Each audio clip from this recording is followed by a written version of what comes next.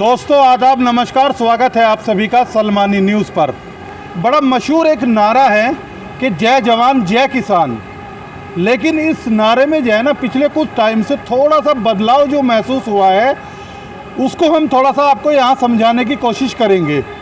देखिए, जय जवान, जो हमारे देश के जवान हैं वो हमारी जो सीमाएं हैं उन पर खड़े होकर रात दिन मुस्तैदी के साथ पहरा दे रहे हैं और हम भी उनको सैल्यूट करते हैं, सलाम करते हैं। लेकिन किसान जो है, किसान की हालत पिछले कुछ 6 महीनों में ऐसी हो गई है कि किसान अपना खेत के बजाय जो है बॉर्डरों पर आ गया है। और बॉर्डर कैसे, राज्यों को जोड़ने वाले बॉर्डरों पर। पिछले 6 महीने से जो किसानों का आंदोलन चला था, दिल्ली के तमाम बॉर्डरों से जो शुरू हुआ था, उसका अभी तक कोई भी नतीजा नहीं निकला है और वो बेनतीजा है। हम आपको थोड़ा सा यहाँ बताना चाहेंगे, जो दिल्ली के अंदर किसान आंदोलन जब शुरू हुआ था, किसान आंदोलन के शुरू होने के बाद कुछ दिनों के बाद कमेंट्स भी आने शुरू हुए थे। बाकायदा कहा गया था ये तो एक विशेष समुदाय के किसान हैं। फिर कहा गया कुछ लोगों द्वारा, ख़ास तौर से सत्ताधारी पार्टी के लोगों द्वारा, कि नहीं नहीं ये तो माओवादी किस्म के लोग हैं। उसके बाद तमाम इस तरह की चीज़ें निकलकर सामने आई, लेकिन किसान दिल्ली के बॉर्डरों पर डटे रहे। और एक वक्त ये आया कि ये मानकर चल रही थी पूरे देश की जनता कि आज जो है दिल्ली के बॉर्डरों को खाली करा लिया जाएगा और पूरी तरीके से किसान आंदोलन को ध्वस्त कर दिया जाएगा और किसान आंदोलन ख़त्म हो जाएगा। लेकिन फिर जो किसानों के बड़े नेता हैं, राकेश टिकैत, जो आज की तारीख में अपने आप में बहुत बड़ा चेहरा बन चुके हैं, राकेश टिकैत भावुक होते हैं। और उनका भावुक होना, वो उस वक्त दिल से भावुक होना था उनका, एक तड़फ थी। उस तड़फ को जब मीडिया के ज़रिए लाइव किसानों ने देखा तो 1 घंटे के अंदर गाज़ीपुर बॉर्डर की जो तस्वीर बदली, वो ये इस हिसाब से तस्वीर बदली कि बड़ी संख्या में गाज़ीपुर बॉर्डर के आसपास से, मेरठ से, मुजफ्फरनगर से और मोदीनगर से, मुरादनगर से, तमाम जगह से किसान भारी संख्या में रात में दोबारा गाज़ीपुर बॉर्डर पहुंचे। और जो ये मान के चला जा रहा था कि शायद आज पुलिस की कार्रवाई होकर इस आंदोलन को ख़त्म कर दिया जाएगा, उस आंदोलन में दोबारा जान पड़ गई। लेकिन तमाम इस तरह के सवाल हैं जो उस वहाँ से जो शुरू हुए और बीजेपी सरकार की नींद उड़ाने का काम कर रहे हैं। अब आप देखिए, जो किसानों ने जो नारा अपना दिया था कि हम अपना, जब तक कृषि कानून बिल वापस नहीं होंगे, अपना धरना प्रदर्शन ख़त्म नहीं करेंगे, वो बाकायदा उन्होंने जारी भी रखा है और आज तक जारी भी है। वो राकेश टिकैत ने अभी जब कोरोना संक्रमण काल के दौरान, महामारी के दौरान, जब पूरे देश भर में हाहाकार मचना शुरू हुआ, राकेश टिकैत ने साफ शब्दों में चेतावनी दी थी सरकार को कि सरकार ये ना समझे कि किसान आंदोलन को ख़त्म कर दिया जाएगा, किसान मर जाएगा लेकिन सीमा पर ही डटा रहेगा। अब देखिए उसका रिएक्शन क्या हो रहा है। जहां मैं बैठा हुआ हूं, मेरे इस तरफ की अगर बात करेंगे आप, जो सामने नज़र आ रहा है, यहां से कुछ दूरी पर चलकर हरियाणा और उत्तर प्रदेश को जोड़ने वाला बॉर्डर है। और अगर इस तरफ की मैं बात करूंगा तो इधर सहारनपुर और सरसावा जाने वाला रास्ता है। इसके बीच में टोल प्लाजा पड़ता है। किसान यहाँ भी 2 दिन से अनिश्चितकालीन धरने पर बैठ गए हैं। अब सबसे बड़ा सवाल ये है कि गेहूं की फसल और गन्ने की बुआई के बाद क्या वाकई किसानों के पास अब कोई और काम नहीं जो धरने पर बैठ गए, या किसान अभी भी अपने उसी स्टैंड पर कायम हैं जो 6 महीने पहले कह रहे थे कि अगर कृषि कानून वापस नहीं तो घर वापस नहीं। उसी पे बात करने के लिए हमारे साथ बहूजी हैं। और राम राम। राम राम। और तबीयत कैसी है आपकी? अब ठीक है, तबीयत सही है अब? अच्छा ये बताइए, ये आंदोलन चलेगा कब तक? आप भी अपनी जगह अड़ गए, सरकार भी अड़ गई, आंदोलन को ख़त्म करने का रास्ता बीच का निकलेगा क्या? ये देश हमारा है किसानों का, जो कृषि प्रधान देश है पहले से ही, हम इस देश के मालिक हैं। ये जो फिर भी रहना है, ये तो एक चुटकी में उड़ जाएंगे। आने वाली है वो टाइम, एक चुटकी में साफ हो जाएंगे, तो यहाँ से दुनिया में चले जाएंगे, हवाई जहाज में बैठे कहीं और जाएंगे। इनका पता चलने वाला नहीं है। हम अन्नदाता इस देश का पेट भर रहे हैं, इस मुसीबत में भी, इस संकट की घड़ी में भी अनाज और सामान सारा सब जनता को खुआ रहे, फ्री खुआ रहे। वहाँ बॉर्डर पर देख लो, वहाँ भी लोग करीब भंडारा चल रहा, कोई दिक्कत नहीं किसान को।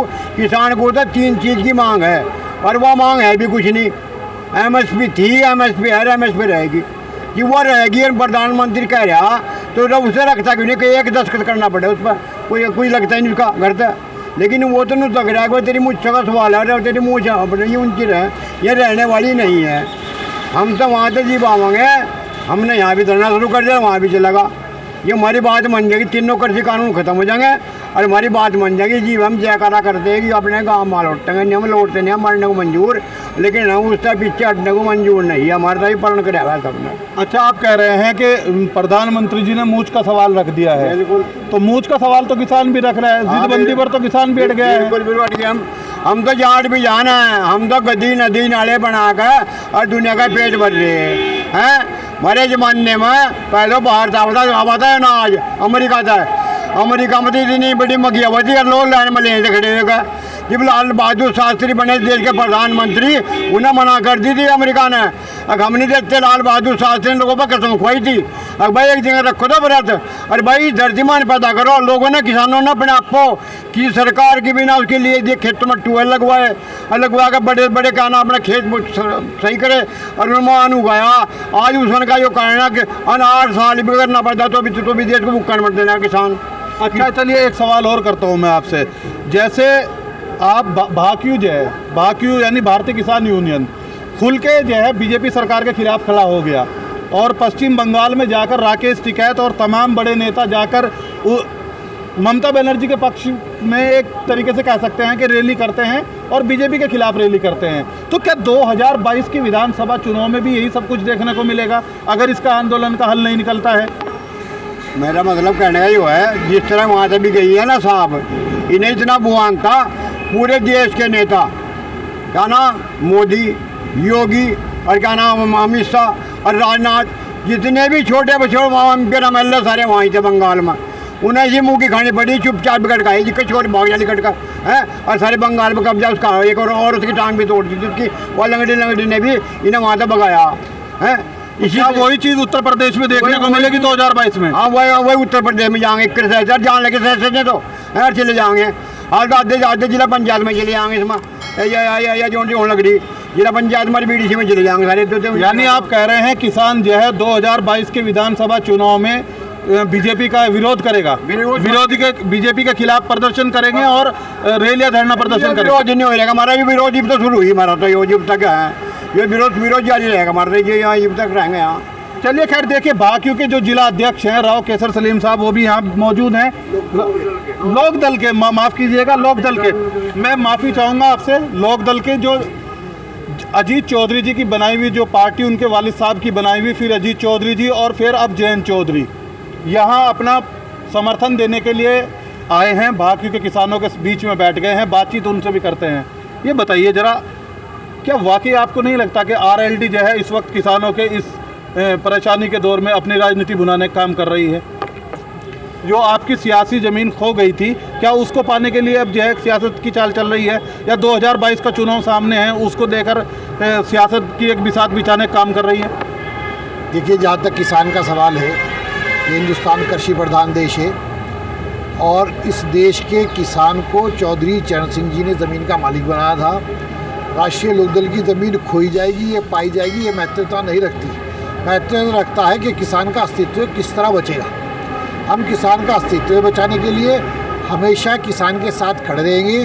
चौधरी अजीत सिंह जी ने जब जब किसान के ऊपर कोई संकट के बादल आए हैं, तब तक अपना राजनीतिक स्वार्थ को पीछे हटाकर किसानों के साथ खड़े रहे हैं। राष्ट्रीय लोकदल के मूल में किसान है, पहले किसान हित में, बाद में राजनीतिक नफ़ा नुकसान है। राष्ट्रीय लोकदल ने कभी किसान के ऊपर आकर राजनीतिक नफ़े नुकसान को कभी अहमियत नहीं दी।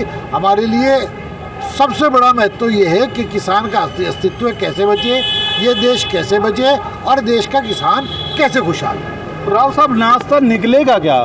बीजेपी सरकार वो अपनी जगह से हिलने को तैयार नहीं, किसान वो हिलने को तैयार नहीं, तो आंदोलन चलेगा कब तक? ऐसे कब तक चलता रहेगा?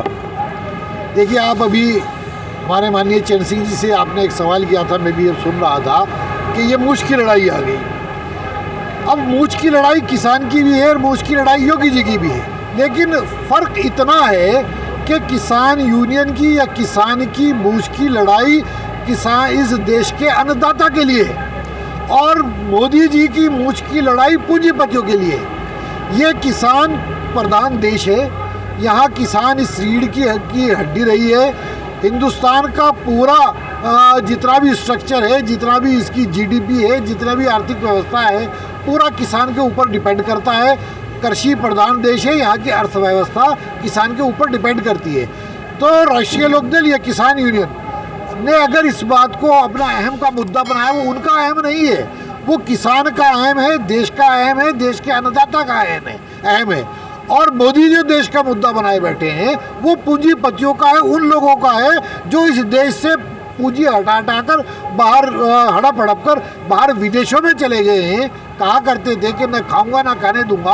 आपके ही यहाँ, आपके ही प्रधानमंत्रित्व काल में कितने देश के पूंजीपति देश का पैसा लेकर बाहर चले गए और आप उनका कुछ नहीं बिगाड़ सके। तो हम अहम की लड़ाई, ये तो और सरकारों के टाइम में भी हुआ है ना, घोटाले तो हुए हैं जिनका जिक्र आप कर रहे हैं, वो चाहे कांग्रेस का भी टाइम हो या किसी का भी टाइम हो, वो तो होते हैं, खैर एक नॉर्मल सी बात है।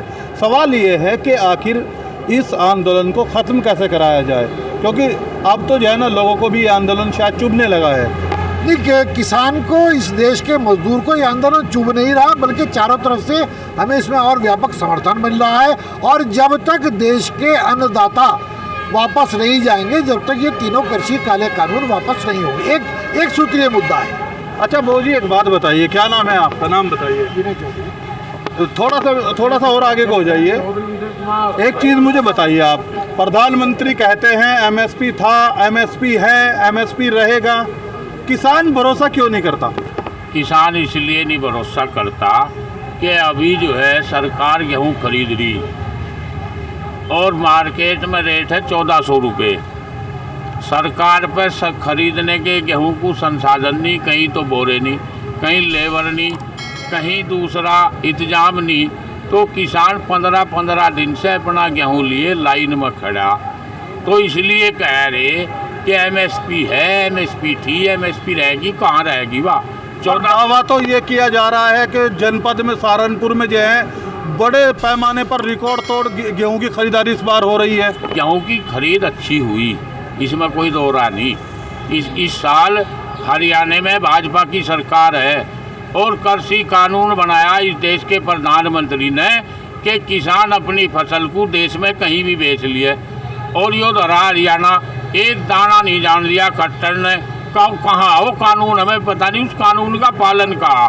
तो इसलिए यो गेहूँ यही का यहीं रह गया। हरियाणा में 80% लोग गेहूँ बेचा था, उत्तर प्रदेश का। अभी उत्तर प्रदेश में खास तौर से सहारनपुर जिले की हम बात करते हैं, यहाँ हम बैठे हुए हैं। एमएसपी पर गेहूँ बिक रहा है कि नहीं बिक रहा है? एमएसपी है क्या गेहूँ का? एमएसपी का जो है 1975 रुपये एमएसपी है। उस पर सरकार जानबूझ के खरीद नहीं कर रही। पूर्णतः प्रत्येक किसान का गेहूँ सरकार ने नहीं खरीद रही। आज व्यापारी जो गेहूँ खरीद रहा वो 1450 रुपये खरीद रहा, यानी 500 रुपये कम पे व्यापारी खरीद रहा। हमारी यही तो लड़ाई है कि एमएसपी को अनिवार्य घोषित कर दो, चाहे वो व्यापारी खरीद दे, चाहे कोई थर्ड अधिकारी खरीद दे, बिचौलिया खरीद दे, एमएसपी से कम पना खरीद दे। सरकार का इसमें जाना क्या? भाई सरकार को जितना चाहिए तुम खरीद दो, लेकिन बाकी जो दूसरा खरीद रहा आटा है, आज एमएसपी पर खरीद के भी 40 रुपये प्रति केजी खा रहा शहर का आदमी। 1400 रुपये जो खरीद के आटे में बेच रहा वो भी 40 रुपये खरीद खा रहा। आम आदमी को कहाँ राहत है? आप कह रहे हैं आम आदमी सब कुछ कर रहा है लेकिन किसान को फायदा नहीं पहुंच रहा है, ये आप कह रहे हैं किसान जो है नुकसान में है? किसान नुकसान में है और आम आदमी भी नुकसान में है। वो 40 रुपये प्रति किलो आटा खा रहा, क्यों खा रहा वो 40 रुपये? सरकार क्या देख रही है? 40 रुपये कहाँ बिक रहा है बहू जी? 40 रुपये तो आटा कहीं भी नहीं बिक रहा है। सारे बाजार में 40 रुपये प्रति किलो, आप कहीं से खरीद लो। चलिए खैर, एक सवाल अब इस वीडियो को जो है एक सवाल और करते हैं बहू जी से। बहू जी, मैं आपसे कुछ एक चीज़ और जानना चाहूँगा। ये एक चीज़ मुझे आप बताइए, कल यहाँ अधिकारी आए थे, सहारनपुर के डीएम थे, एसएसपी थे, 2 घंटा आपकी वार्ता हुई है उनके साथ और वो वार्ता भी फिर बेनतीजा रही। समझाने का प्रयास आपको अधिकारी भी कर रहे हैं कि टोल पर कब्जा ना किया जाए और टोल को खाली कर दिया जाए। क्या बातचीत हुई थी अधिकारियों से? क्या आश्वासन दिया था आपको और क्या आगे की रणनीति आपकी है? हमने तो ना 3 बात पूछी थी। पहले तो यो गन्ने का भुगतान भी है नहीं, ये बजाज पई हो तो हमारा पूरा पेमेंट करवा दो। किसान तबाह है, किसान ब्याज दे रहा और ये बेइज्जती हो रही, पकड़ा जा रहा और गिरफ्त हो रही जिसकी बेइज्जती। हमें एक तो समय को नया भुगतान दिवा दे और एक हमारी MSP है ना नया, हम गली उठवा देंगे वहाँ तक MSP लागू करवा दो। हमारी MSP थी और है और रहेगी, आपको पता सबको पता। इस पर दस्तखत क्यों नहीं करवाते क्या प्रधानमंत्री को? यो है एक कानून और तीसरा जब भी हमारे बच्चे पढ़ा रहे हैं इन्हें कौन पूछ लगा गए हैं, कहाँ का हम ध्यान देंगे? इनकी पढ़ाई की सारी खत्म। और वो तो कहते हैं कि हमने जो कृषि कानून बनाए हैं वो किसान के हित में हैं, किसान के फायदे के लिए बनाए हैं। आपकी समझ में नहीं आ रहा कानून? तो एक पैसा भी ये रत्ती भरी भी हमारे हित में नहीं है तीनों कृषि कानून। हाँ, हम कहाँ जाएंगे? या ये जमीन हमारे पे चली जाएगी, हम फिर बावले के बावले, हम बावले बनना चाहते नहीं। हमें तो चौधरी चरण सिंह दे गया है ज़मीन और हमें भूमिधर बनाया गया था, अन्य पहले भी हम बावले ही थे। मतलब हम उसके जी रहे और भाई हम देते नहीं मर जाएंगे। और वहाँ तक कानून भी ये उठेगा, जी भी धरना पड़ता समझ में वहाँ तक भी ये भी यहाँ लोग सारे मर जाएंगे, मर कर उठेगा नहीं वो इतना उठता नहीं है, इसने हम डाके उठावाएंगे वहाँ तक नीचे भगाएंगे यहाँ तक। चलिए अच्छा, एक आखिरी सवाल और आपसे। आप पहले कह रहे थे कि ये आंदोलन जो है सर्दी तक चलेगा, जब शुरुआत हुई थी आंदोलन की। फिर आपने कहा ये आंदोलन नहीं गर्मी तक चलेगा। फिर आपने कहा नहीं ये आंदोलन जो है 1 साल तक चलेगा। अब कह रहे हैं 2024 तक चलेगा। तो ये आप लगातार जो तारीख बढ़ा रहे हैं, तारीख पर तारीख, सरकार की तरफ से कोई बातचीत का प्रस्ताव आपको आया कि नहीं आया? बातचीत भी बंद पड़ी है, ये होगा कैसे फिर? आया बात है, कहते हैं कोल दूर है, वह कोल में पता नहीं चल कद को होगा वो कोल। हम उस कोल का इंतजार कर रहे हैं, बार बार कह रहे हैं कोल कर बता कद को होगी भाई, वह हमें कोई बताने तैयार नहीं है।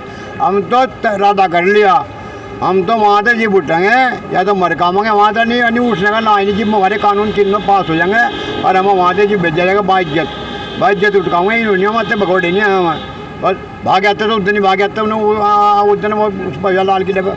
चलिए बहुत बहुत शुक्रिया हमसे बातचीत करने के लिए। देखिए ये अब किसानों का यहाँ साफ कहना है, किसानों का कहना है कि दिल्ली के बॉर्डरों से तब उठा जाएगा जब जो कृषि कानून है अगर उनको वापस सरकार लेगी।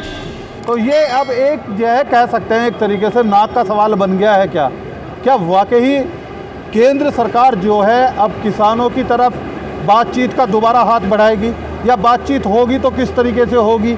अब कि किसान सरकार कह रही है, प्रधानमंत्री कह रहे हैं कि MSP था, MSP है और MSP रहेगा। किसान कह रहे हैं कि उसी चीज़ को आप लिखित रूप में दे दीजिए। क्या वाकई इतना आसान है ये सब कुछ काम करना? लिखित रूप में देना इतना आसान है, या फिर किसानों का आंदोलन जो दावा राकेश टिकैत करते हैं कि 2024 तक चलेगा, क्या वाकई वो 2024 तक चलेगा? इस पर नज़रें बनी रहेंगी। सरसावा बॉर्डर से अपने सहयोगी के साथ अरशद सलमानी न्यूज़, सहारनपुर जिला।